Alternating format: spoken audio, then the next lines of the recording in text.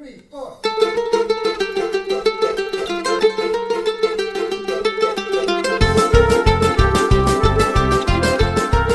Hi everyone, this is Jewish Talk coming to you from Nassau Community College on 90.3 WHPC, also streaming on the iHeart and the iTunes app.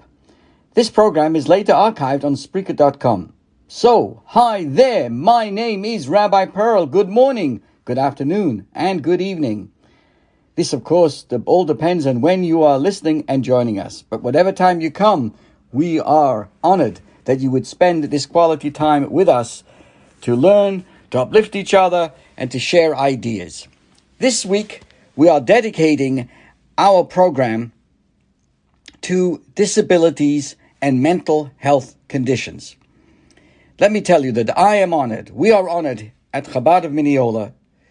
We have the privilege to be joining hundreds of Jewish communities throughout the world that have dedicated this weekend to embracing the infinite value of each individual, with an emphasis on individuals with disabilities and mental health conditions. So we are actually celebrating this third consecutive year of this focus, also known as Shabbat Together. And let me tell you, this event has proven its worthy by providing communities, individuals alike, with this annual reminder and awakening to the challenges that still lie ahead in terms of including and welcoming, fully embracing and supporting each other as they are, with an emphasis of appreciating people as they are. By divine providence, yesterday, in the Torah portion, Mishpatim, mandates sensitivity in all of our daily interactions. At first glance, it seems that the reading was all about a set of civil laws. But if you look a little closer, it actually guides us with attitudes. We are taught not to see others as different from ourselves and to identify with sensitivities of others, especially the vulnerable. As it includes, you must not mistreat a stranger, for you were strangers in the land of Egypt. You shall not oppress a stranger, for you know the feelings of the stranger. You should not mistreat a widow or an orphan, and so on. It includes even the example of the laws of a bondsman, whose mandated manner of treatment led our sages to declare, whoever acquires this bondsman has acquired a master for themselves.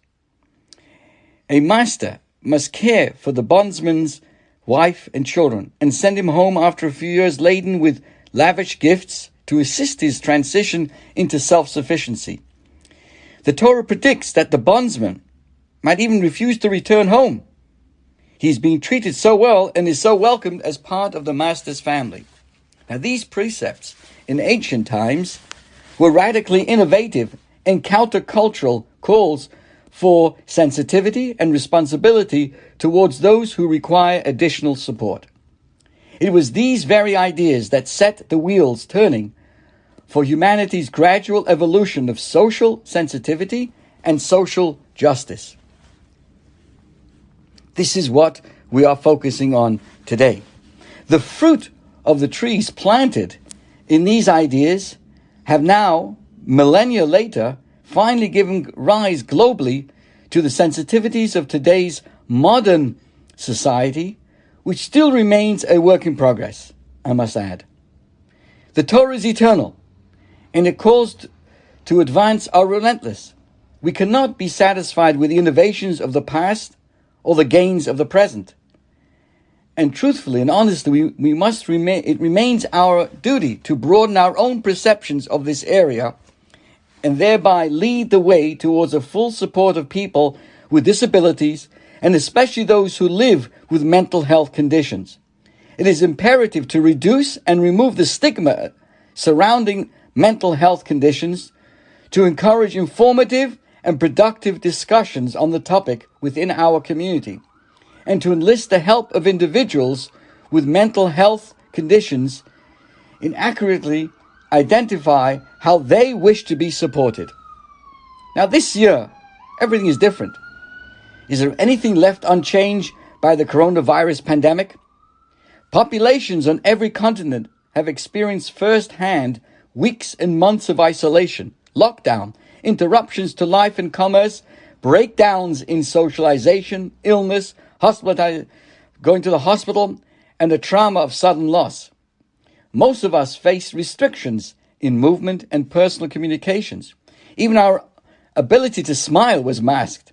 Many of us still face agonizing uncertainties and are forced to cope with significant levels of mental strain, anxiety, depression, PTSD, and other trauma stress-related disorders.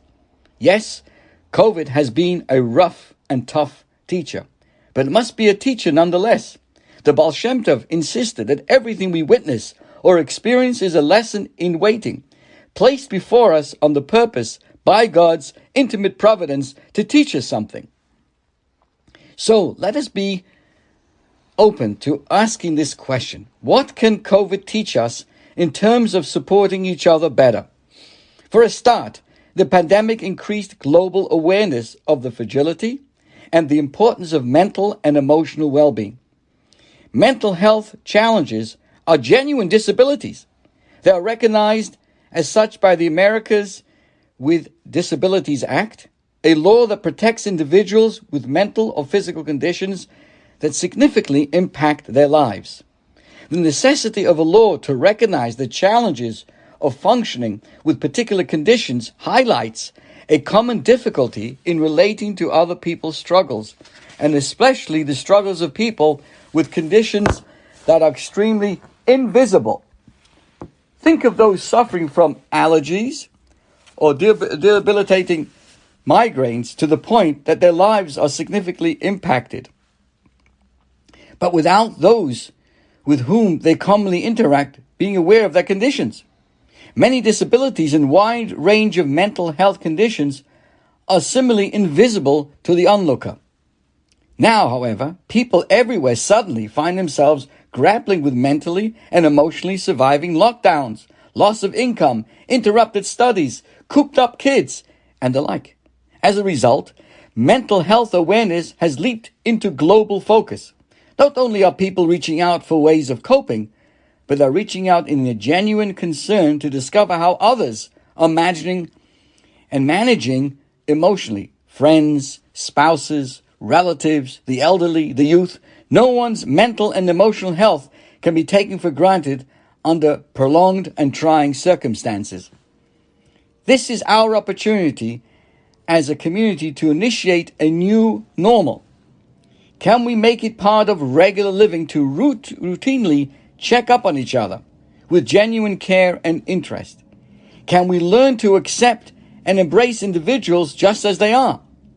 Can we make it the norm to provide each other individual in our personal and community orbits with the support that she or he needs? Let me continue with this subject. And the reason why we are spending this quality time together on this subject, because this is part of a worldwide effort by Chabad in conjunction with Mental Awareness Month to spend time to appreciate those who face these issues. Let's take it to another level. COVID introduced to us face masks. It forced us to see fellow human beings without properly seeing them. But it also reminds us that individuals without masks are often wearing mental or emotional masks that allow us to see the person without noticing the significant struggles with which they live. If we do not peer behind the mask, if we do not proactively reach out and inquire, we may never realize that our neighbor, our spouse, our youth, and our elderly, or even ourselves, are trying to mask a significant struggle at the high price of struggling alone. It is time for a new normal, to inquire and to draw closer together as a caring community. Now is the time to ask ourselves, is there an individual in our vicinity who lives perpetually in a state of internal isolation? Are there individuals who do not feel free to share their conditions or feelings because not enough effort is invested in making them comfortable and understood? During COVID, A large percentage of humanity experience isolation, restricted freedoms, reduced mobility, limitations on activities, and the like. It should make us stop and consider the many individuals with disabilities who experience restrictions and isolation on a constant basis. Yes, my friend. Now it's time to ask ourselves, are we investing sufficient effort into providing accessibility to mobility-restricted members of our community and neighborhood? Is there a family that feels communally isolated because their children with disabilities are not made to feel welcome? Does our shul or communal building offer a quiet space at these events? Is there a need for a large print sidurim and chumashim? Is there a need to provide visual page clues during our services? Should we be providing food allergy-friendly choices at our events? How can we heal the pandemic of undeveloped empathy that leaves so many individuals and disabilities and mental health conditions without the support that they need? It is time to find creative ways of providing that support where and how it is needed most. For as the Torah portion reminds us, each person is ultimately precious in the eyes of the Creator. He created each of us with particular abilities and with particular disabilities, with specific features, circumstances, characters, and conditions. These factors are deliberately hand-designed by God, tailor-made to allow an individual to serve their unique mission to the world. Just as each ability exists to enhance, so does each disability and condition contribute something unique to an individual, to our people, and the master plan of creation. So, we all stood together in perfect unity at Sinai to receive the Torah, as we read only last week. And we must all stand together in unity while turning the Torah's vision into this reality. It is for that reason that directly following the rapturous, climatic and mystical revelation at Mount Sinai, guess what? God lost no time in rushing us headlong into a series of laws governing our interactions with each other. The takeaway is clear, my friends. Sanctity must translate into sensitivity. Spirituality is expressed in support. To reach up, we must reach out. To embrace God, we must unreservedly and accurately support each other. Yes, my friends, these are some of the thoughts that we are thinking about on this very special weekend dedicated to our awareness and support of including and welcoming, fully embracing and supporting each person as they are, with an emphasis on individuals with disabilities and mental health conditions. Now, I just want to continue in this thought and also share with you the importance of mindset, ideas or I guess some advice or tips, let's call it, for those experiencing, there's two areas that are very, very significant. Tips for families experiencing a medical crisis, and tips for friends of families experiencing medical crisis. Because this in general is something that relates to the current world right now and how careful we must be. So, we all benefit greatly from the support of our friends and family, and over time, we have learned what elements of assistance are particularly effective for us and what wasn't helpful. So with this in mind, our experience was that many people simply don't know what to do to help or how to express their concern on many issues, how to deal with things. So based on my observations and hands-on experience, I want to share with you a few tips how friends and community can best help families in crisis, whether it's the COVID, whether it's the mental health, whatever it may be. This is just a general outline. And let me make sure, as the surgeon, like on the on the packets of cigarettes, they have a surgeon's warning, be aware of this. Well, I'm telling you, my surgeon's warning is be aware that everything I'm saying may not, and surely is not the entire subject, but just a little bit of a taste on ideas in this area. Now, some of the actions that we can all take to help is like this. Communicate your concern. If you're thinking about a person, drop them a line and let them know that. Text or WhatsApp messages are invaluable. Even if the parents do not respond, know that your concern is felt and appreciated. Parents or anyone. Even the family does not respond, don't take that personally. Offer specific help. While general questions such as, what can I do to help, are well-meaning, for a family in crisis, this ends up being yet another overwhelming question that needs to be addressed. Instead, offer tangible and concrete assistance. I'm going to the grocery store. Please text me a list of things you need. The practical offer gives the person in crisis an idea of how indeed you can help them, while the vague offer often gets the unrealistic and probably untrue response. Everything's fine, right? Everything's fine. In addition, a few pointed questions will help you pinpoint the best way you can help this particular family. Asking what they like for supper, when is a good time to send over cleaning help, or similar questions eliminate any need for decision-making to an already overwhelmed family. Now, another area.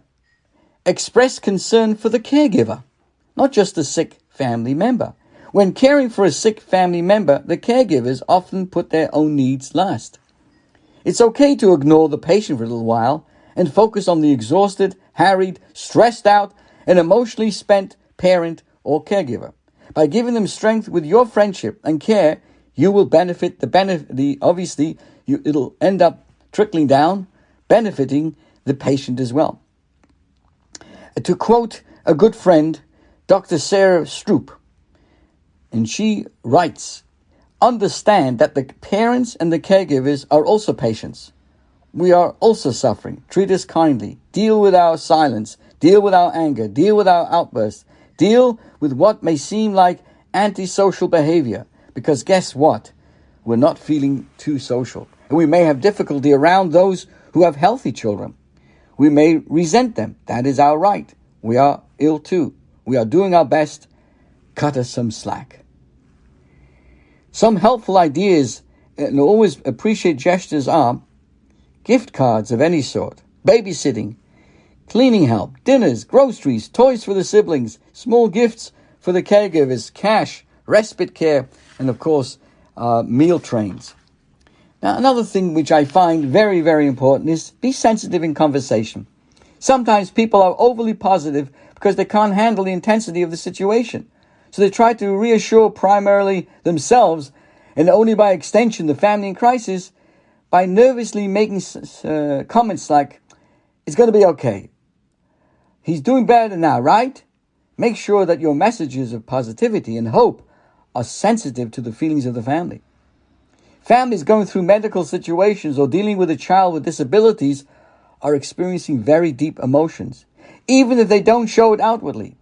Those who are blessed with good health cannot begin to imagine the life of a special needs family, the chaos that can erupt at any moment's notice, the never-ending work to keep hospitalizations at bay, and the sheer emotional exhaustion from it all.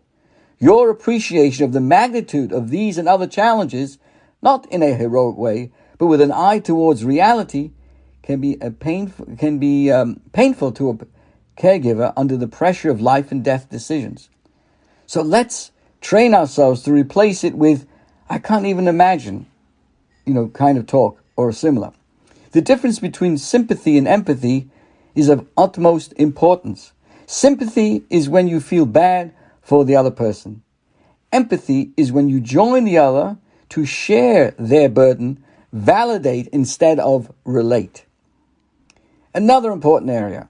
People are nosy parkers. Don't probe for information.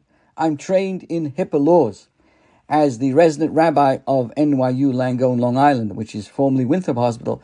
And one of the most important things that bothers me when people ask people's, issues about their health. Don't probe for information. The caregivers will convey whatever they feel comfortable sharing. Leave the medical advice to the medical experts, unless asked. You probably don't really know or understand the details of this individual case, and sometimes alternative, it can't hurt to try methods really can harm. Be careful.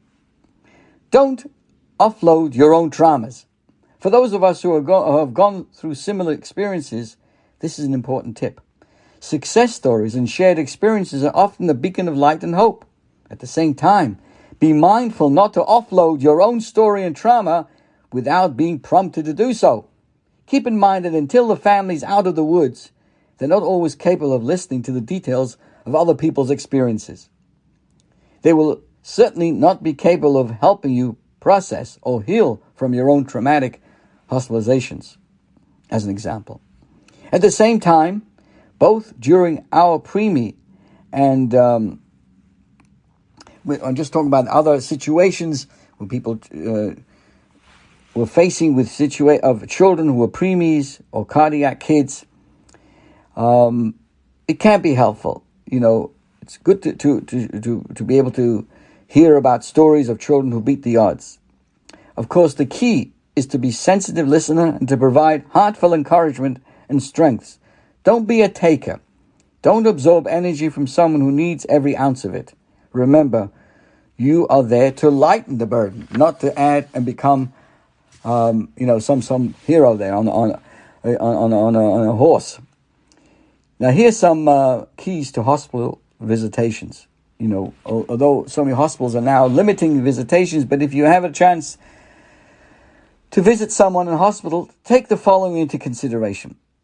First of all, coordinate with the family beforehand, and then double check when you get to the hospital or home. In medically complex situations, and particularly in the hospital itself, things are very dynamic and unpredictable. So, dear friends, be flexible. In the early years of my work, and I was called to the hospital to see someone, and then they were asleep. So in the beginning, I used to feel, what a waste of time. I got to realize that was so self-centered and so insensitive. Yes, the person sincerely wanted to see the rabbi, but they're not well. If they fell asleep, so you made the trip. And sometimes it was a half hour for me or whatever. But I got over it. I came to realize it's not about me. It's about what I can do to help somebody else. So, also, make sure the family knows exactly who's coming, so they are okay with it. Sometimes well-meaning friends bring along a toddler, a baby. I guess not exactly this particular time, but it causes unnecessary stress. It may be hard to see a healthy child when their own is fighting for their life. Other times, the family may be worried about germs, or that this rambunctious 3-year-old might pull or trip over a vital cord or a tube.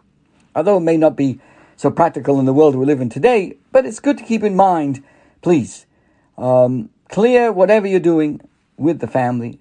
No surprises. Another thing which is so important, you don't have to be hanging out at the patient's bedside, ayorna mitvach, which is French words for too long. Visits don't need to be long. Some people stress out so much about their visit that they find it hard to stop by. What will I say? What will I do? But the truth is that even 10 minutes is valuable. In fact, more than that might not be. Unfortunately, sometimes people create more exhaustion by overstaying their welcome.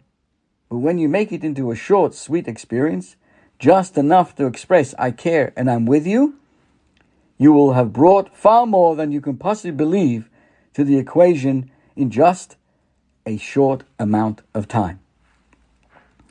Now, I'm not sure where it can be done, but from time to time, my wife has prepared a hot, nice chicken soup in a flask or one of those things that holds the heat, and we've sent it and brought it to a patient. People we don't even know, because a hot meal or a hot chicken soup, mamma mia, goes a long way. Hot soup in particular is incredible. We really, especially if you're kosher or don't get that kind of food in the hospital, it can really perk up a person. We know that everybody expresses that we get through these issues, it's so much better when we do it with friends and family. And for that, dear friends, we must appreciate life itself. And for that, we must be eternally grateful in how we approach life and understand how people are going through their difficult times.